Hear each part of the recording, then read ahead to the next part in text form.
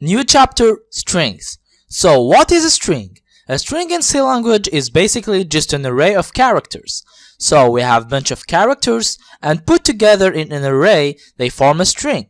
So for example, to store the word hello, we need an array of characters where each letter is an element of the array. But the difference between a string and a simple array of characters is that the last character must be the null character.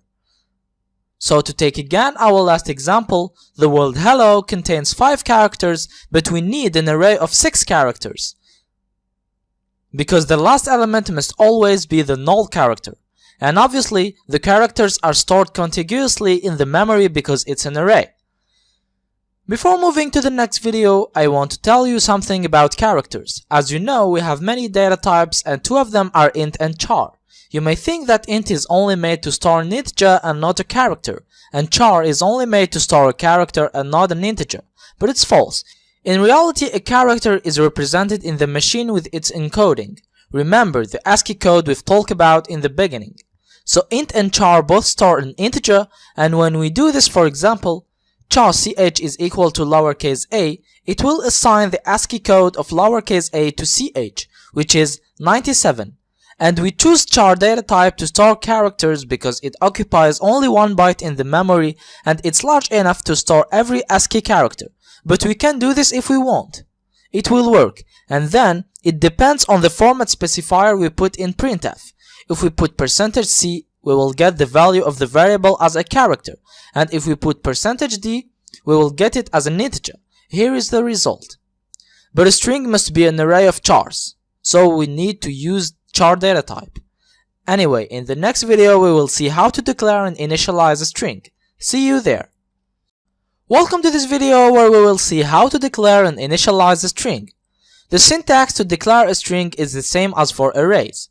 We write the data type, which is char, then the string name, then the size between brackets just after it.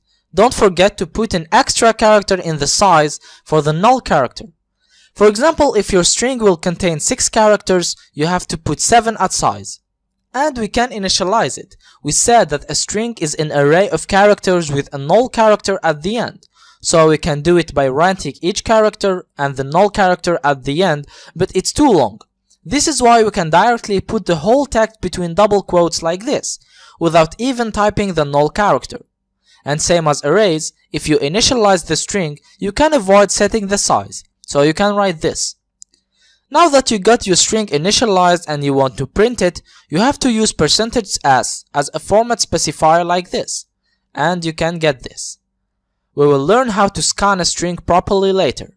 And in the next video we will see the string.h header, a very important header to manipulate strings. See you there. Welcome to this video where we will see the different functions of string.h header to manipulate strings. But first, let's see how to manipulate a string without using a function. We said that a string is basically an array of characters, so we will use the same method as we did with arrays. We will use a for loop to iterate over all the elements until we find the null character. And inside we can use the element of index I. For example, we can print all the characters, or we can set all the characters to lowercase a, for example. Now let's see the string.h functions. Don't forget to include it in your program. Let's start with strlen. This one takes one parameter, which is obviously the string, and it returns its length without counting the null character. So for example, strlen hello returns 5. We also have strcat. This one appends a string at the end of another one. It's like we're doing this, but this is not valid in C, so we use strcat. We need 2 parameters, the destination string and the source string. For example, if we have str1 is inside and str2 is code, and we call the function with str1 as the destination, str1 will become inside code because we added the second string at the end of the first one. The second one doesn't change, by the way. We also have strncat, that looks like the precedent one, but the difference is that we have a third parameter, which is the number of characters we want to add at the end of the destination string. So it will copy the first n characters of the source string. If we call it with our last example and we choose 2 as the number of characters, we will get this, because it copied only the first 2 characters, which are C and O. so str1 became inside co. We also have strcopy. This one literally copies the second string into the first one. We need it because it wouldn't work by doing this. So the function takes two parameters, the destination string and the source string, and by calling it, it will copy the second parameter string into the first one. We can try it with our last example, and the output will be code. We also have strncopy. This one looks like the precedent one, but we need a third parameter, which is the number of copied characters, and it will copy the first n characters from the source string to the destination string, but it doesn't remove the remaining ones. So if we do this, strn1 becomes codide, because we replaced the three first characters of the destination string, which is str1, by the three first characters of the source string, which is str2. We also have strcomp. This one is useful to compare two strings.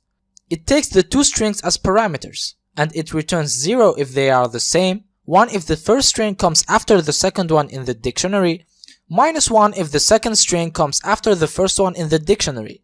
So to verify that two strings are the same, strcomp must return 0 and not 1, be careful. We also have strrev. This one will just take a string as a parameter and will reverse it. Here is an example. We also have strupper and strlower. The first one will uppercase all the letters of the string passed as parameter, and the second one will lowercase all its letters. Here is an example for each one. We have other functions in string.h. You can check the link in description, but the ones we've seen are probably the ones that you will use the most, so focus on them. And see you in the next video to see how to scan a string properly. Welcome to this video where we will see an alternative to scanf, a more secure way to get a string as input. We have two main problems while using scanf to get a string as input. First, it stops at the first blank character, so if we scan inside code, we will only get inside and not the whole input. Second problem, which is more dangerous, by using a basic scanf, we can't control the size of input given by the user. So if the user gives an input that is bigger than the string size capacity, it will cause a buffer overflow, and it's very dangerous. This is why you have to fix the limit size of the buffer to avoid this. And to avoid these two problems, we have an alternative to scanf, which is fgets. Fgets takes three parameters: the destination, the buffer size, and the file. So here we will put the string where we want to store the input, then we put the maximum number of characters that we want to read, so we will generally put the size of our string. And for the file we want to read from keyboard, so we put stdin. Always put stdin. So for example, if we want to read a string named username and its size is 10, we write this. And you can see in the example below that even if the input exceeds the size, it will stop at 10. And we can also read the string that has spaces. But the last problem is that at the end of the string we will generally find the line break character, and we want to remove it. So we check the last character in the string, and if we find that it's the line break character, we replace it by the null character. We can even create our own function to do these two actions. It will be a void function. In parameters we need the string and its size. Then inside we will use fgets with the string size as the buffer size. Then we check the last element, and if it's the line break character, we replace it by the null character. Here is an example of this function call. And by this way we finished our chapter about strings. See you in the next chapter.